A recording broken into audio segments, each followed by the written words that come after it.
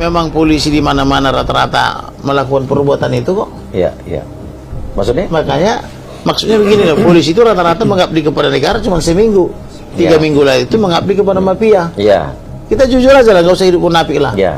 Makanya polisi banyak hartanya. Nggak semua lah, Pak.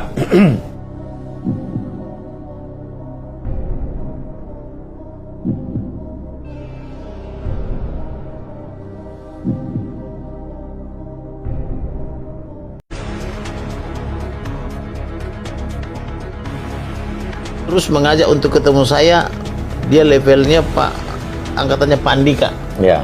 Andika itu Panglima. Iya.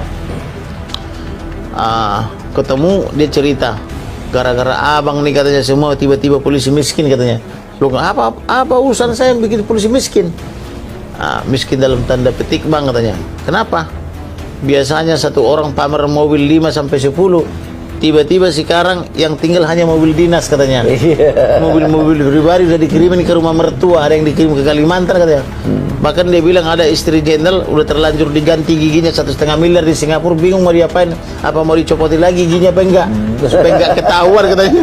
Jadi bisa aja abang, saya bilang ini gara-gara kau ini bang katanya. Jadi dia apa namanya setengah memuji setengah memojokkan saya. Dia bilang gara-gara saya orang ini sampai kerepotan mengirim mobilnya ke rumah mertua, sehingga yang tinggal di rumah hanya mobil dinas. Padahal selama ini sebelum saya buka judi online 303 itu kan satu orang bisa pamer 5 sampai 10 mobil mewah di depan rumahnya toh, dan sangat bangga kan gitu. Tapi begitu kita buka ini judi online ini, walaupun banyak yang bilang saya ngawur, melebar dan tidak fokus, nah tetapi setelah PPATK membuka perputaran transaksi ini kan ada 125 triliun tuh. Nah akhirnya mereka semua panik. Ada yang kirim mobilnya ke rumah mertua, ada yang ke kerabatnya, atau mungkin ke rumah lain gitu. Pokoknya kalau wartawan lewat tinggal satu lah mobilnya, itu mobil dinas kan begitu. Nah inilah yang saya sebut kemunafikan. Saya mau mencegah jangan seperti ini dong. Kita mau membangun negara ini dengan sistem yang bagus, dengan SDM yang bagus, mental yang bagus, tapi juga penggajian yang bagus supaya mereka tidak mengabdi kepada mafia. Nah faktanya Singapura bisa kok kasih gaji pembantu, mohon maaf ya, gaji ART 30 juta sebulan. Kenapa kita tidak bisa kasih apa namanya polisi kita, ASN kita, tentara kita 30 sebulan? Padahal kita lebih kaya dari Singapura.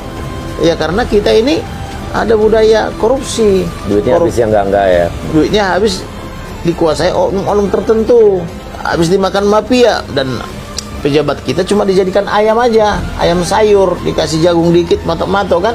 Sedangkan mafia bawanya misalnya 99%, pejabat kita cuma dibagi 1%. Misalnya seperti tragedi Freeport gitu kan. Kita cuma dapat berapa, Amerika bawa berapa kan gitu. Cuma kalau nggak salah cuma 1-2% kita dikasih, mereka dapat 90 berapa persen. Ini kan kebodohan kan gitu. Hanya karena praktek mafia di kalangan oknum pejabat tertentu gitu loh. Jadi saya tidak asal ngomong kalau saya bilang rebut Polri dari tangan mafia.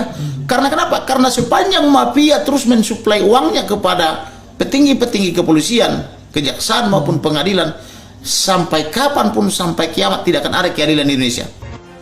4 miliar per malam. Lokasi judi 303 ditemukan di dekat kantor polisi.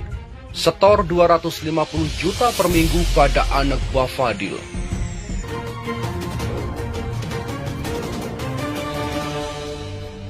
Ada bagian jaringan yang pertama, Pak Ferdi Sambo berada di puncak struktur yang melibatkan beberapa jenderal bintang 1 dan bintang 2 serta beberapa nama sipil yang menjadi pemasok dana judi.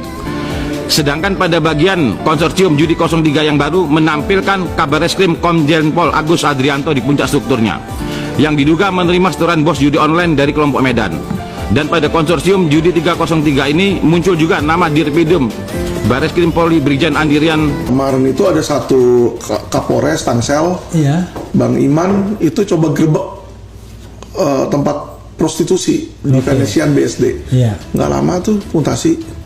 Jadi kalau mereka ini punya backingan. Kalau ada polisi, walaupun polisi sendiri yang melanggar, Kapolres yang melanggar, ini backingannya sampai di atas. Itu yang saya bilang, makanya sampai jenderal. Polisi ini sebetulnya tidak melindungi rakyat, malahan pagar makan tanaman.